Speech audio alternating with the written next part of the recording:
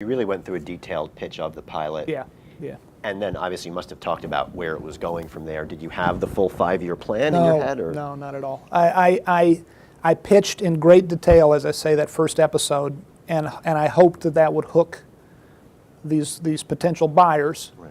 and luckily it did. And then when they said, where does it go from there, I would say, I would get very general at that point. But I would say something that we did abide by for the whole 6 years. I would say, this is a show about process.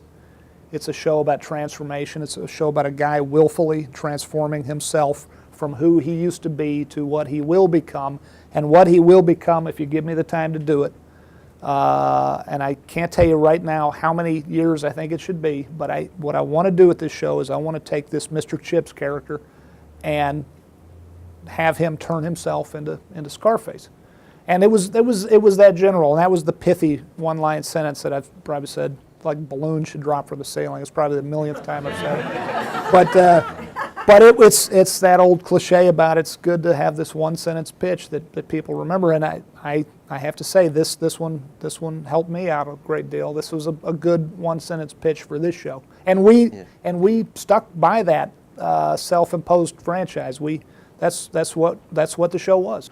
The script that you wrote, how close was it to what you pitched, and how many rewrites did that first pilot script go through? I probably did 2 or 3 drafts while it was probably 3 at the most, while it was at FX. And then maybe I did 2 more before we shot it as a pilot. And when I say drafts, they were certainly not ground up reimaginings or anything. It was just, it was changing a little bit of detail here and there. There was a scene in an early draft of the pilot that we took out for time and budget reasons of the pilot. Took it out of the pilot, put it in episode 2 or 3, which was Walt blowing up a guy's car by shorting out the battery terminals. With the squeegee thing, Yeah. He puts them on the battery of his car. In the original version, he had gotten for his 50th birthday a year membership to a health club, and some guy is being a real creep in the like working out at the in the weight area, the free weight area, and he's just kind of a douchebag, and he drives some fancy car, and Walt sees this and shorts out the battery terminals. In the pilot episode, that all went away. That was something we cannibalized and, as I say, used a couple episodes later in a different setting. Right. But it did not, structurally it remained very much the script that I first wrote. It's just as I say, we moved a few things around. We lost a few things for time and money. How does this complex character become this complex character? Is it something that happens, over time? How much of it was there in the beginning? I mean, I watched the pilot again the other night, and he says to Jesse, I'm awake. Yeah. And I thought, okay, that really set the groundwork for everything that came, and it ties in with the episode at the very end where he says, I felt alive. And thank you. But the question is, and I'm not being facetious here, the question is, I'm not even sure I know the answer myself. The question is, did I have it all figured out? No, I know the answer to this. I didn't. But I mean, the question is, how do I word this question? Did the subsequent work we did, it built on that scaffolding, that structure, that skeleton that was in that first episode, but how much of it, what was original conception that was built upon later in subsequent episodes, and how much versus how much was getting the group mind together of the 6 excellent writers I had and thinking about what was established in that first episode and adding to it. I'm not wording this well, but I guess what I'm trying to say is I think the answer to what you just asked is this is the beautiful thing about collaboration. This is the thing I love about television writing that I didn't think I would love back when I was a feature writer. I came to writing 20 years ago or longer ago when I was in high school, whatever. It seemed like a very solitary act. It seemed like something you did by yourself, and it is, as we all know, it's quite often that. It is indeed that. But TV writing, which I didn't think I would have a particular facility for necessarily before I ever did it, became a real, I didn't realize just how much I would enjoy the collaborative nature of it.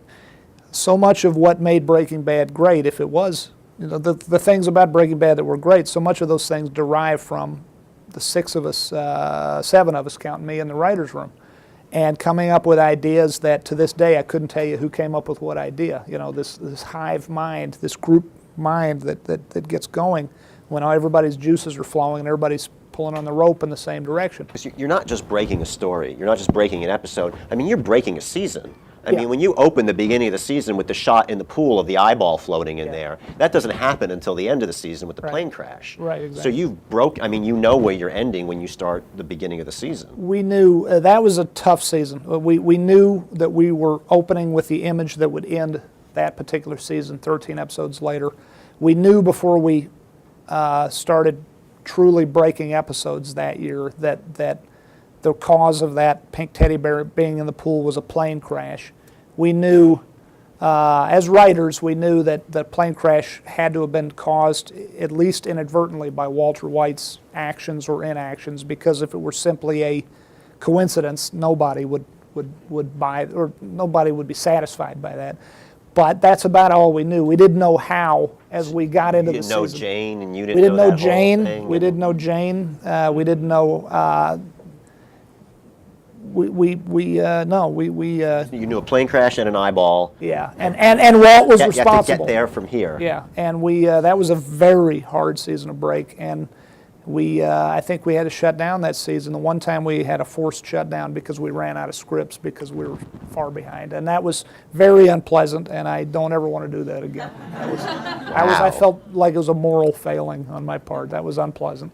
There are many moments during the show where he's almost out or he is out Yeah. and he gets back in. Was there ever a concern of how do we keep this from feeling like a repeat of a prior moment? Oh, How do we- absolutely. And we probably had a couple moments along the way that seemed a bit and we tried very hard not to do that. And by the way, that's a big reason why we ended the show when we did. I was phobic about us repeating ourselves, us hitting the peak and then coasting and then heading downhill. I was phobic about us jumping the shark. And the longer a show goes, at the beginning of every year that a series is on the air, you and your writers sit around and say, "Man, we've done a lot already. What is left to do?" Right. And typically you find something to do, but with every successive year, the options available to you they grow, they lessen. There's less new things to do with your characters, and so that's in large part why I wanted to end it when I did, and To make it even more challenging on top of it by putting in things like the floating pool, by putting in things like the machine gun in the trunk, where you have to now, you've put the gun on the table, you have to pay it off. We didn't do it to make our lives harder. It did have that effect. We did it to we love showmanship. That's I think we all do in this room. All of us writers, we love showmanship. You want to create those non-submergible moments, as Kubrick called them. You want those things that people are not going to forget. You want to come up with that stuff that you hope for immortality through your work, and the best way it seems to achieve that is come up with these big moments of showmanship. So that's why we would do things like you want to hook them and grab them and reel them in, and that's we would do that with as much as we could with the teasers. Right. Which is, I ripped that off straight from the X-Files. The X-Files structure of a teaser and 4 subsequent acts,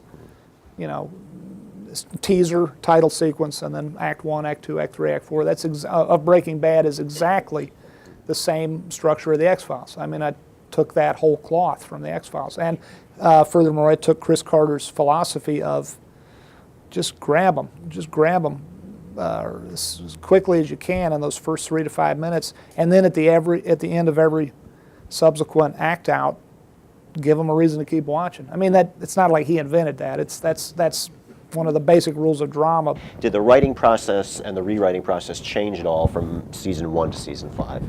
It slowed down, not on purpose, but because I got more anxiety-ridden.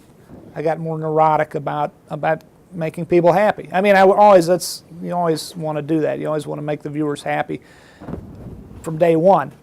But when you realize that you really are starting to have actual viewers, and the viewership is rising, and people are enjoying the show, you want to please them. You want to give them even more of the things that they like, and you want to be more clever the next time around, and you want to be more surprising, and you want to swing for the fences even more so than ever, and you want those big showmanship moments more than ever. And again, that's in large part why it came time to end the series before we were unable to advance those moments any further. At a certain point, you run out of the ability to surprise and delight, people, and you got to know when to leave the stage. So that was I didn't want the show to be over, but I wanted it more than anything. I wanted it to end on a high note. That was paramount. Can you think of a key change that maybe you made early on that made a huge difference? Yeah, story-wise, you mean? Yeah. One of the moments I am proudest of was in that episode, the first clip you showed with the talking pillow and that wonderful scene that Patty Lynn wrote. That episode was our Deus Ex Machina episode, purposefully.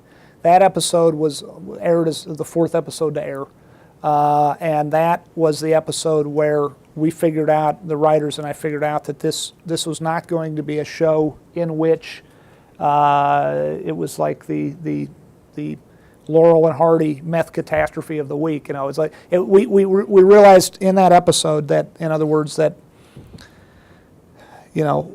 Walt couldn't simply make a ton of money and then have it robbed from him, or there couldn't be mechanical problems to face every. I'm not explaining this well, but there had to be a moral component. There had to be a fundamental character issue or flaw, if you will, that Walter White possessed, so that the show did not become mechanical or schematic. In that, okay, this week I'm $80,000 closer to my goal. Next week I'll be $40,000 away from it.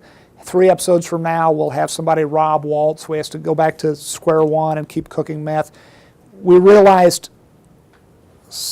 get some gut level, and it was kind of scary when we did it in that episode, but we realized that it would be better in the fourth episode of the 62 that someone in Deus Ex Machina fashion comes to Walt and says, the Gretchen and Elliot, the rich folks who he had known since college, come to him and say, we've heard about your cancer. It's terrible news. What can we do to help? We're going to pay for the best treatment. We're going to give you a job, no strings attached. In Deus Ex Machina fashion, they show up and they offer him salvation. And at the end of that hour of TV, he says thanks but no thanks, and he goes to Jesse Pinkman, who he's on the outs with, and he says, let's cook. And that was probably the proudest moment character-wise, because at that moment it ceased to become a potentially very schematic and mechanical show, and it became a show about a guy. He became so much more instantly interesting that he would do something like that. That self-destructive, that prideful and flawed. That's like the worst decision he could have made, and yet the most interesting. So that was probably the proudest moment certainly in the early going, and the thing that allowed the show to really cook with gas after that, as it were.